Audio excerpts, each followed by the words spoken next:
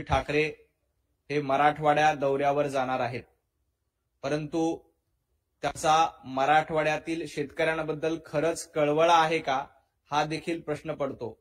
भारतीय जनता पार्टीच्या सर्व आमदारांनी, महायुतीच्या सर्व आमदारांनी आणि सर्व खासदारांनी संवेदनशीलता दाखवत मराठवाड्यातील शेतकरी बांधवांना प्रत्येक महिन्याच्या एका महिन्याचा पगार हा शेतकऱ्यांसाठी देण्याचा निर्णय घेतलेला आहे।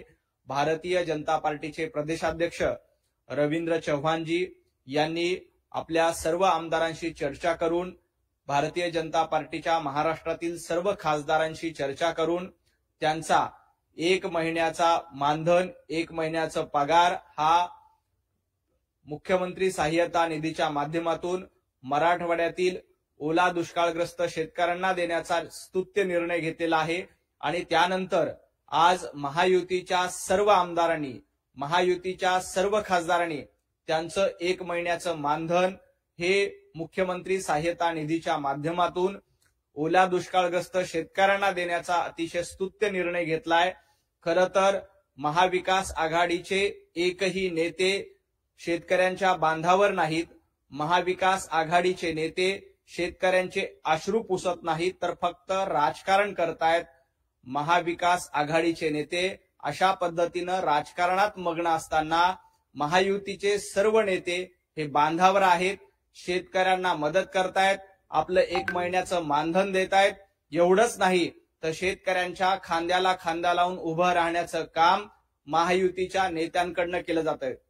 आपण काल बघितलं की स्वतः मुख्यमंत्री देवेंद्रजी फडणवीस हे बांधावर गेले, शेतीमध्ये उतरून गुडघ्या इतक्या पाण्यामध्ये, कमरे इतक्या पाण्यामध्ये जाऊन त्यांनी शेतीची पाहणी केली, शेतकऱ्यांना आधार दिला, शेतकऱ्यांशी संवाद साधण्याचं काम मुख्यमंत्री देवाभाऊंनी केलं।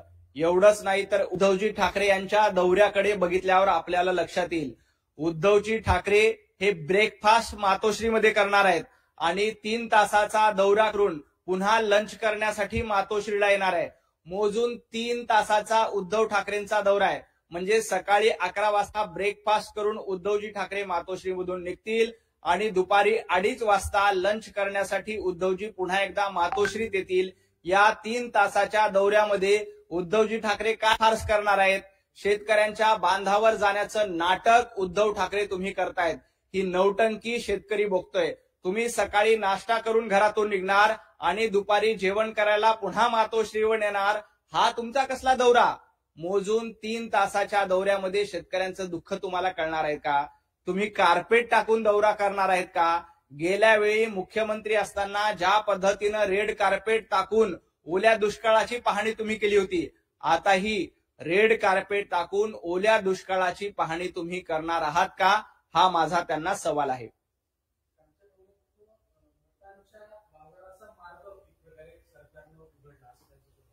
खरं तर मतांच्या बाजाराचा मार्ग संजय राऊत यांनी सांगू नये। संजय राऊत हे गाढव नाक्याचं नेतृत्व करतात, हे मी सातत्यानं सांगतोय। संजय राऊत, तुम्ही फुटकी कवडी तरी मराठवाड्यातील शेतकऱ्यांना दिली का? महायुतीच्या सर्व आमदारांनी, महायुतीच्या सर्व खासदारांनी त्यांचं एक महिन्याचं मानधन दिलं नाही। तुम्हाला या गप्पा मारण्याचा अधिकार नाही। तुम्ही आधी शेतकऱ्यांना थोडीशी मदत करा। आपल्या माध्यमातून थोडीशी जर का मदत केली तर मग तुम्हाला बोलता येईल। आजपर्यंत तुम्ही दमडी देखील शेतकऱ्यांना दिली नाही आणि तुम्ही अशा पद्धतीच्या फुकाच्या गप्पा मारू नका।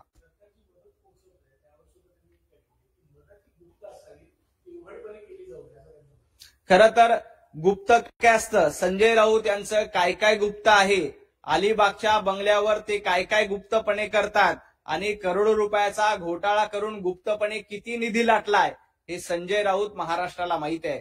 तुम्ही अशा पद्धतीनं उघड मदत, गुप्त मदत, तुम्ही अहो दमडी देखील दिली नाही। तुम्ही 1 रुपया मदत शेतकऱ्यांना दिली नाही। तुमचे खिसे थोडेसे झटका, तुम्ही थोडीशी मदत करा आणि मग त्याबद्दल बोला।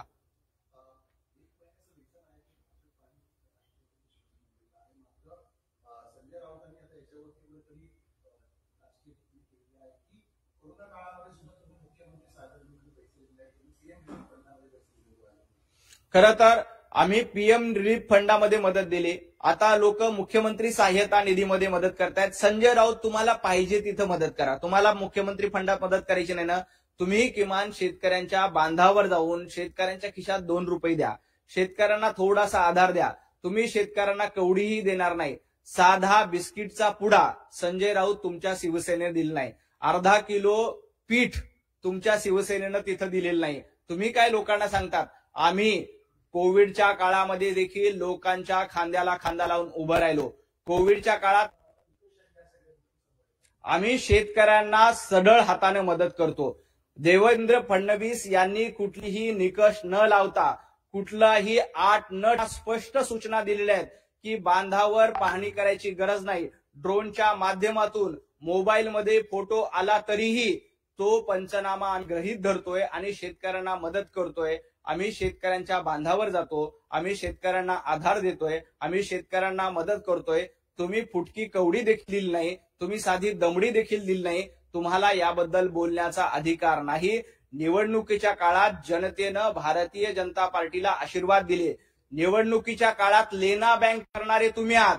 ज्या पद्धतीनं लेना बँक करून पैसे घ्यायचे, ही बँक तुमची आहे. संजय राऊत आणि उभाटा गटाची लेना बँक आहे, तर महायुतीची ही देना बँक आहे. आम्ही शेतकऱ्यांना देतो तर तुम्ही शेतकऱ्यांकडनं लुटता. आम्ही शेतकऱ्यांना आधार देतो तर तुम्ही शेतकऱ्यांकडनं, तुम्ही मुंबईकरांकडनं आणि सर्वसामान्य नागरिकांकडनं लुटण्याचं काम करताय. आमची महायुतीची देना बँक आहे तर उभाटा गटाची लेना बँक आहे.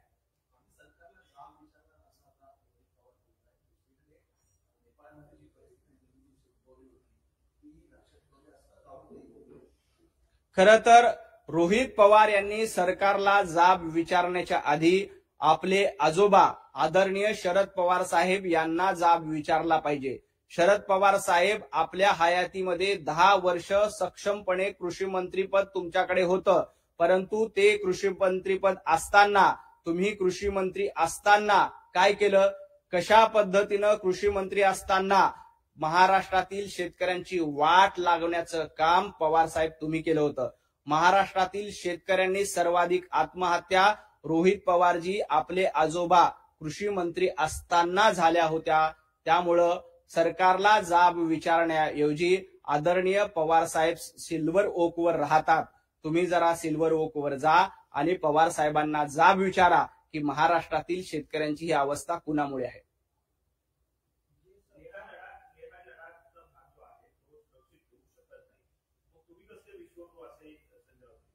खरं तर पंतप्रधान नरेंद्र मोदीजी यांच्याबद्दल बोलण्याचा अधिकार संजय राऊत यांना नाहीये. जेनझी ही भारतीय जनता पार्टी सोबत आहे. जेनझी पंतप्रधान नरेंद्र मोदीजींसोबत आहे. त्यामुळेच दिल्ली विद्यापीठामध्ये जेनझीनी भारतीय जनता पार्टीला साथ दिली. हैदराबाद विद्यापीठामध्ये जेनझीनी अखिल भारतीय विद्यार्थी परिषदेला साथ दिली. जेनझी आमच्या सोबत आहे कारण ही जेनझी म्हणजे जेन एम, पंतप्रधान नरेंद्र मोदीजींना साथ देणारी ही जेन एम आहे. त्यामुळं संजय राऊत यांनी विनाकारण वायफळ बडबड करू नये. लेह लडाख असेल, या सगळ्या प्रश्नावर पंतप्रधान नरेंद्र मोदीजी, अमित शहा बारकाईने लक्ष ठेवून आहेत आणि सगळ्या पद्धतीची मदत, सगळ्या पद्धतीच्या सूचना गृह खात्याने त्या ठिकाणी दिलेल्या आहेत. संजय राऊत हे राहुल गांधीची चमचेगिरी करण्याचं काम करतायत. ज्या पद्धतीनं राहुल गांधी भाषा वापरतात, ज्या पद्धतीनं राहुल गांधी बोलतायत, अगदी त्याच पद्धतीनं आज सामनाच्या अग्रलेखामधून सुद्धा संजय राऊत यांनी राहुल गांधीची चमचेगिरी करण्याचं काम केलंय. बाळासाहेब ठाकरे यांनी म्हटलं होतं की माझ्या पक्षाची काँग्रेस होणार असेल तर माझं दुकान बंद करून टाकेल, परंतु संजय राऊत आज बाळासाहेब ठाकरे यांच्या विचारांना तिलांजण्याची काम तुम्ही करतायत आणि अशा पद्धतीनं राहुल गांधींची आणि काँग्रेसची चमचेगिरी करण्याचं पाप संजय राऊत यांच्या हातून घडते.